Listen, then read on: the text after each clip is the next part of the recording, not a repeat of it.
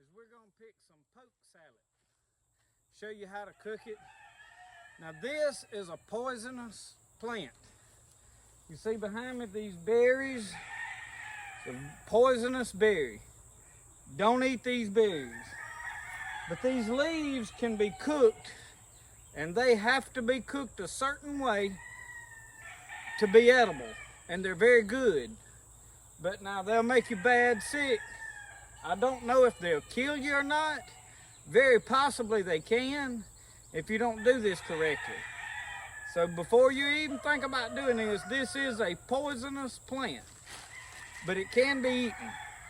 And we're going to show you today on how to do it. Now what we do, you'll notice this. This is September, mid-September. You see these stems?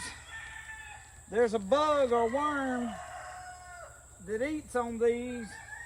And you notice I've got some right over here, and I'm just in my backyard basically, but that are already eaten up, nothing but stems. So you have to catch them before the bugs. But the ideal thing is to get the smaller leaves. But now what we're gonna do is we just gonna pick, and I'm making sure that I'm not getting anything with worms, any bugs, critters, whatever you call it. Right here. See this worm? He's the culprit. He's the one eating all of this up. Now he's not doing it by himself. He's got a bunch of friends in here, I'm sure. So if they've already got in these plants, and the reason I'm picking these is I don't have a lot of choice. Most of my big plants over here, they've done eaten totally slam up. So, but this, it's okay. There's enough here. I'm not gonna cook no huge amount, but we're gonna try to pick several of these leaves, and I'm pulling each leaf. I'm looking to make sure that there's not a worm on there, just because they're hard to wash off. The ideal thing is to find a plant they hadn't started eating on yet, but I don't have that luxury today. We're gonna look around. I'm gonna pick some of these larger leaves. I would rather have the young tender leaves like I showed you. If I can pick a lot of these smaller leaves, that's what I ideally want. They are tender. But we're gonna pick some of these, and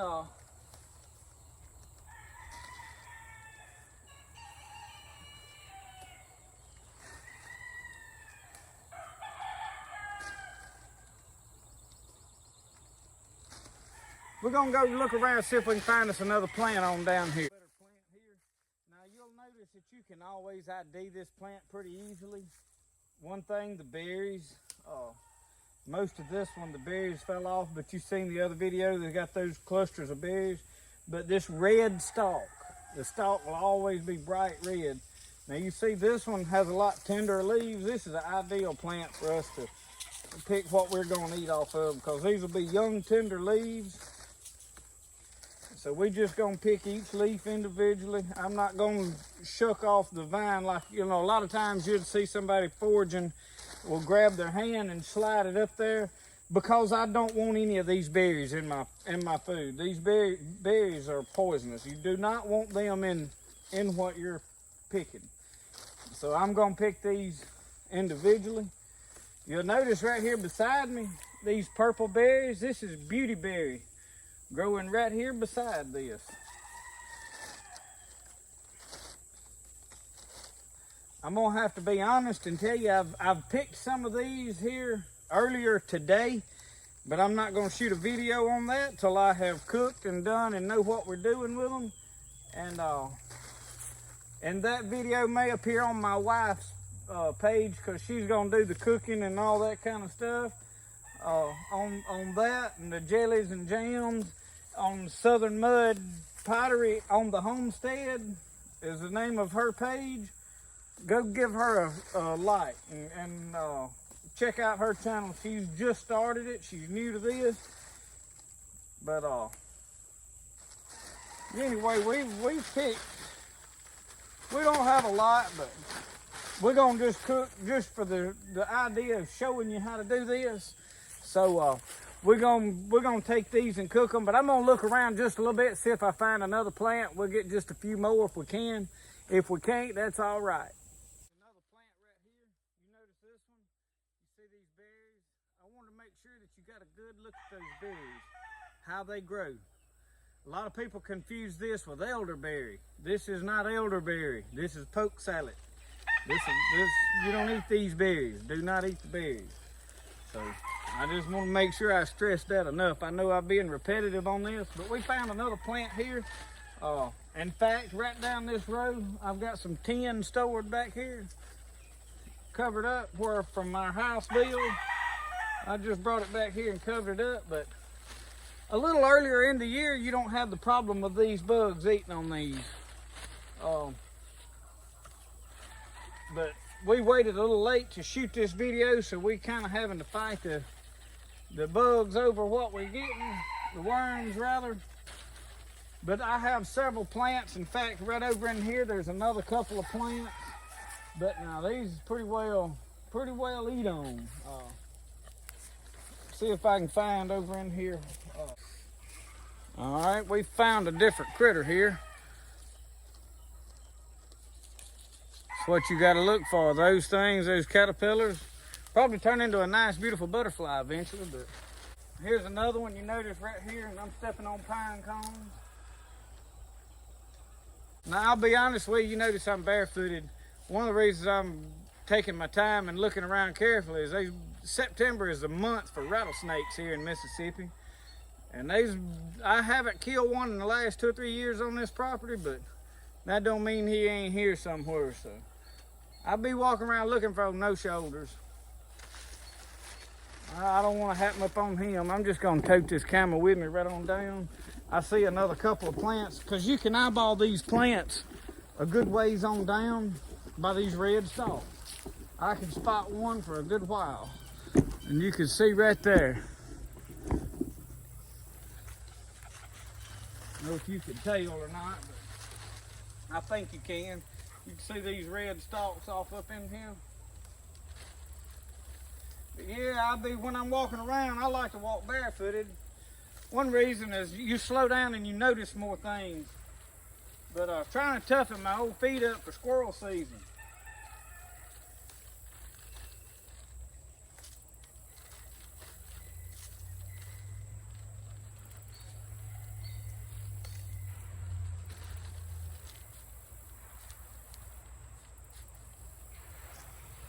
Well, we've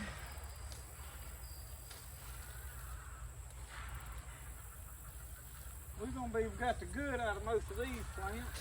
There's 2 plants here. We just liked to waited one day too late for the bugs. They've worked all of it over pretty good. The worms, rather. I keep saying bugs. I'm referring to the worms. Little scallywag done eat all our plants up. But anyway, we've got a pretty good wad in this sack. This is enough for us to go cook. We'll put them in a boiler. Stick with me, we're fixing to show you how to cook them up. We've got our poke salad. We're gonna put them in this pot right here. Now, I'm not gonna wash these because the way we're gonna cook this is gonna clean them. What we're gonna do, and you hear Mr. Brody in the background, it's my son. We're going to boil these 3 times and throw that water away. You boil those toxins out of this plant, and that's how you make it where you can eat it. Otherwise, you cannot eat this. So anyway, I'm just going to pull some of these bigger stems out, and I may do this throughout while I'm cooking. But what I'm fixing to do is go over here and run some water in this.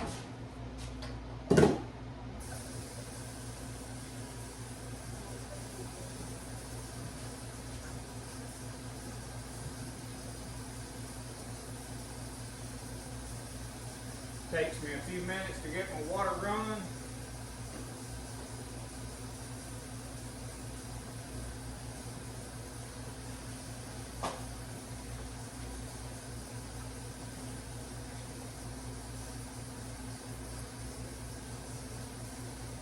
We're not going to fill it up slam full. We're going to fill it about half full.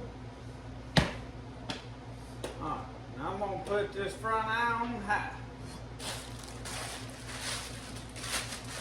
Go away with my bag.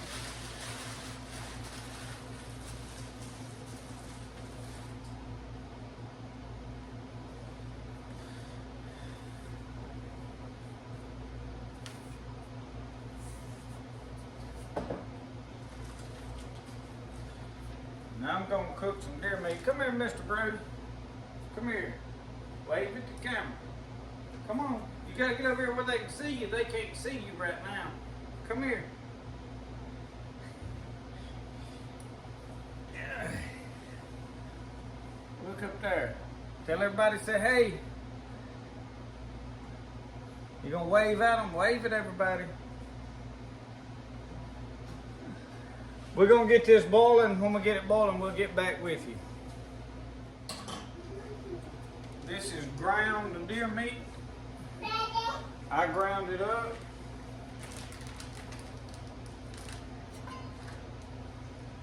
We'll get it started cooking. I'm going to have it.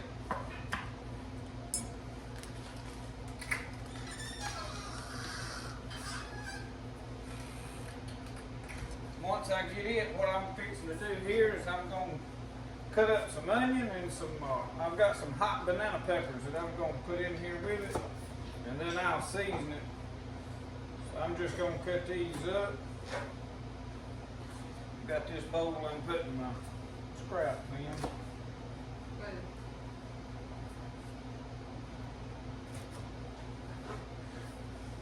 Brody's supposed to be eating his supper over there, but he ain't wanting to cooperate, so we have to constantly holler his name.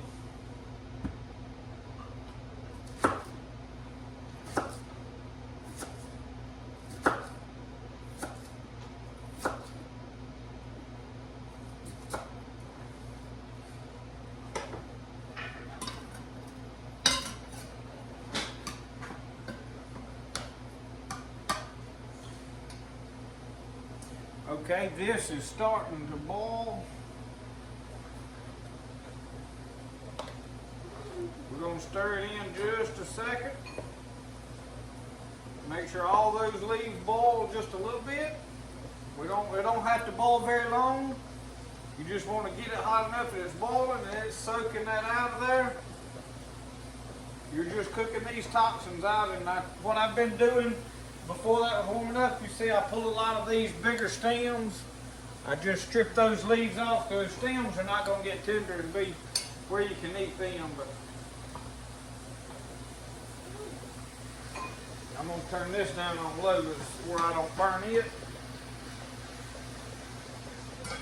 Get my onions right here. I'm going to cut them on up just a little bit in halves where it's not such big pieces. I like a lot of onion in my meat. I'm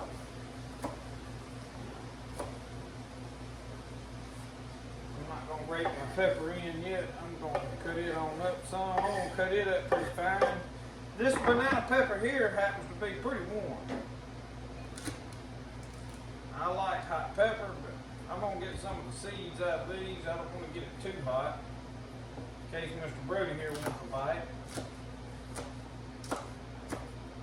Don't get on that stove, son.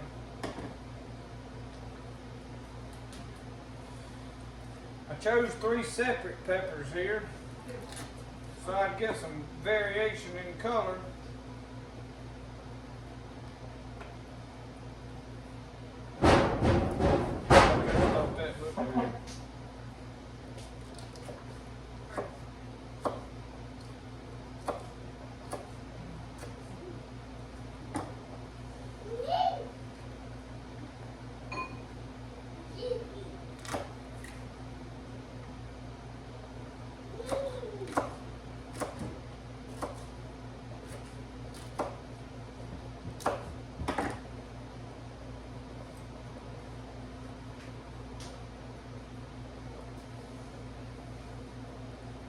Alright, I'm going to turn this camera a little bit where you can watch right over here. I'm going to strain this into this sink.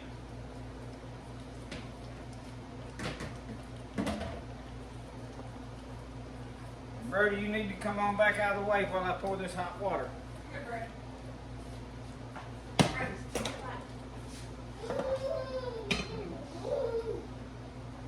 Okay, what I'm going to do is I've got a colander here, and I'm just going to try to hold it with it. You see this?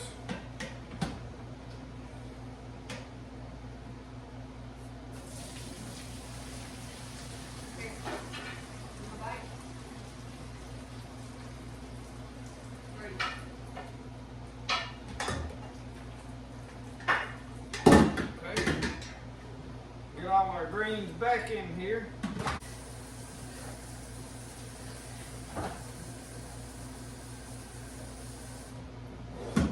Okay. Don't take quite as much water this go round. I'm going to put it back on high. We're going to let them boil again. I'm going to finish cutting my pepper up here.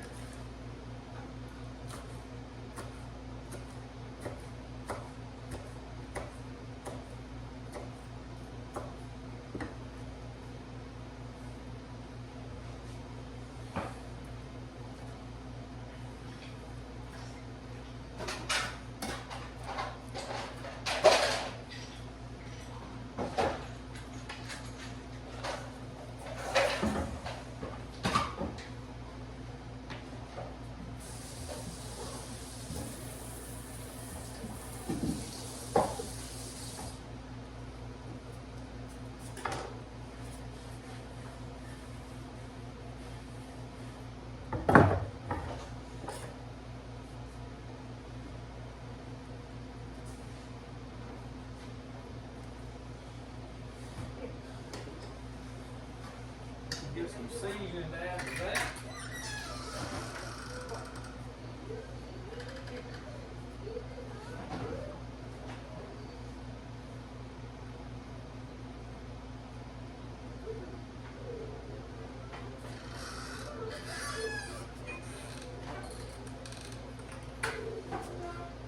A little Tony in there. A little black pepper.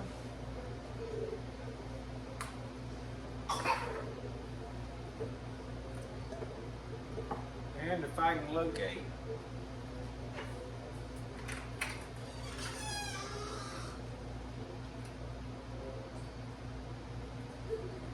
A little bit of salt. About a spoonful, if I measure it out about like that. That's good. I'm gonna let it boil just a second, but I'm gonna take you around over here and set you up where you can watch it strain.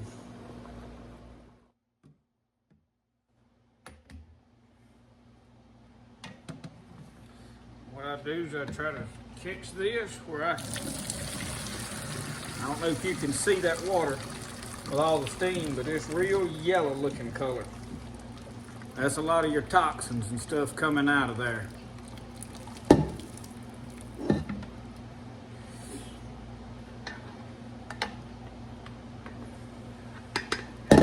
Get my green, get back in the... Handling that hot is one of the challenging parts of this, and catching it. We're going to run it back with water. Now we'll do this one more time. We're going to run it and cover it all back with water. Boil it again. That'll boil your toxins. You strain that water off. Then whenever we strain that water off, we're going to simmer it. We're going to sort of like fry it. Now when I ground this deer meat, I went to our local grocer that cuts bacon. They slice bacon there. It's kind of an old-timey store. If you've ever heard it, it's called Williams Brothers here in Philadelphia, Mississippi. And I got some bacon ends and pieces, and it's big chunks of fat basically, and I ground it with my deer meat. So that helps cooking this pretty good. While we're waiting on this to heat up, I'm going to tell you a funny story. You see my Band-Aid on my finger? That's duct tape wrapped around it to hold it on there, or Gorilla tape. Went to feeding my deer, and I had a coon that was eating my corn up where I'm feeding them down there, and for bow season, just to get them in bow range, you put a little corn out. Normally I don't like to hunt over corn too much, But for bow season, it makes it a lot easier to get them within 20 yards for a shot. And there's your stick down there. But I went down there and set a dog-proof Duke's trap so that my dogs wouldn't get in it. I went down there and checked it, hadn't caught nothing. I went down there the other day and something had been in my trap. Tangled it all around, you could tell something had got caught and then something had got it out. So I got to looking and the coyotes had come in and found my coon, got my coon, pulled him out of the trap out into the dirt. So I decided I was going to go down there and set a coyote trap, and I made a dirt hole set and set it up to catch that. But I decided that the coon had been laying out there, and I decided I was going to get my fur off of it anyway. It's really too early to be saving fur, but being that the coyotes had killed him, the fur may not be any good, but I can use the leather from it and tan it without the hair on it. So I got my new knife that I just made in that video, the Osage orange handle, and I skin him all down right there in the dirt. And I get down there and hold in my hand, cut, and I sliced a knuckle on my finger with my knife. And then right under here, when I was making that knife video, I cut one of the brass rods that I pinned the handle scales on with, and when I went to cut it, I had my hand in the wrong place, nicked my finger with that end of them pliers and just pinched a chunk off of it. Boy, I had a rough go of that knife. I don't know how me and it's gonna get along. I've got it well christened though. A knife ain't a good knife till you cut yourself with it. We stirring this up, getting it ready to get hot. It's about ready to boil again. I think just for a little extra flavor, I'm gonna put a little Worcestershire in there. That's if I can find some.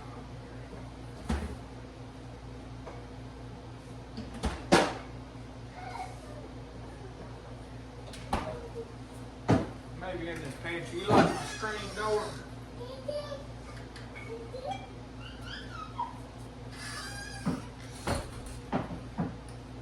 I had a spring on that that it automatically pulled to and slammed, but I got tired of fighting it, and then Brody trying to get in there pulling it open, so we had to put a latch on it. We're just gonna put a splash or two in this in our deer meat, just to add a little flavor to it.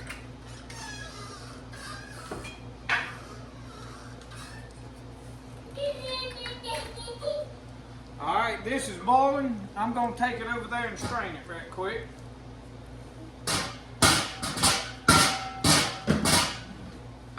Same process that I did before it goes.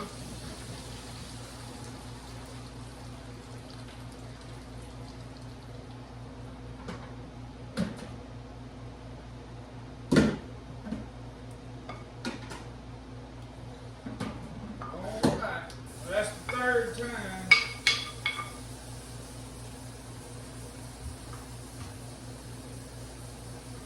I'm just going to wash them real good here.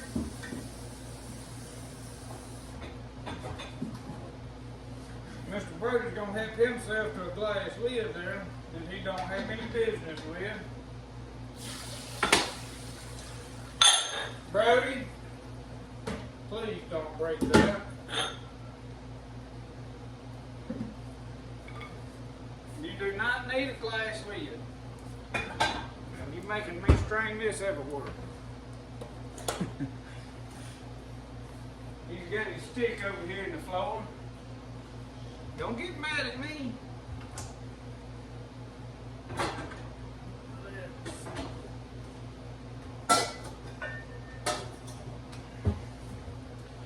Okay, now what I'm going to do is I'm going to put my greens in here.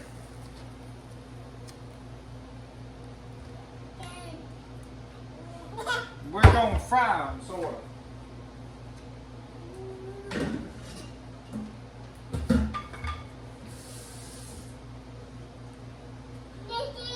Yeah. Now I need a little bit of oil in here.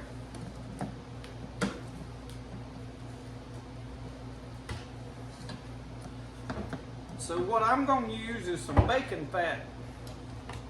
I'm going to put that on medium now. Mr. Brody, you need your stick. Just right there. Now this is bacon fat. Yeah, I know it. You helping? Okay. That's my little buddy right there now. Waited a long time before I could get him. I tell people I had to wait till I had sense enough to raise a young'un before I got him. What I'm gonna do is take a spoon. Now this is bacon fat. I know it don't look good, but when we strain bacon grease off, cooking bacon, save that. That's some of the best cooking grease there is for flavor. Now I'm gonna try to put it right off in the middle of that. I'm gonna put 2 spoonfuls of it because it'll cook out. Probably should have put a spoonful in that too. Shouldn't we, Grody?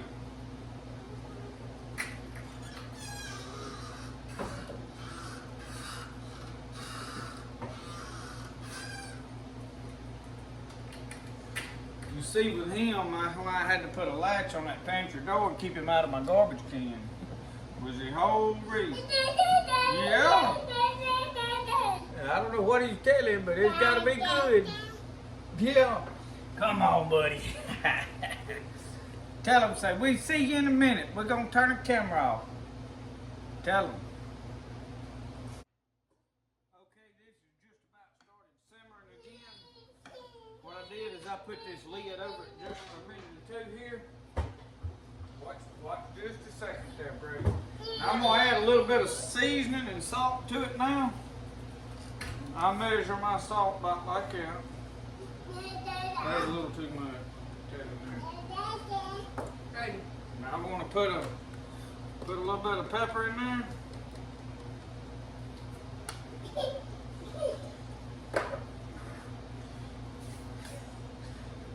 His mom was trying to lure him with a banana. Brody, you want to drink a daddy's tea? We got us a big old glass of sweet tea. You got to have sweet tea if you're going to eat poke salad. You want to drink a tea? Come in. Let's show them how you drink sweet tea. What you do when you drink sweet tea.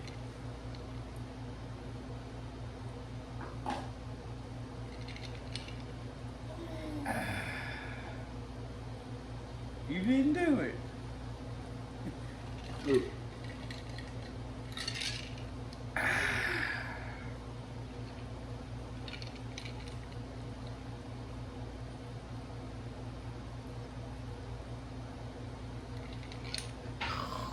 There you go. Gotta have good old sweet tea down here in Mississippi.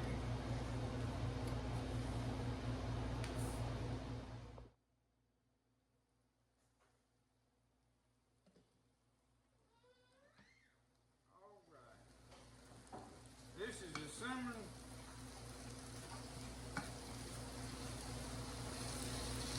We got it cooked down. It's just about ready to eat.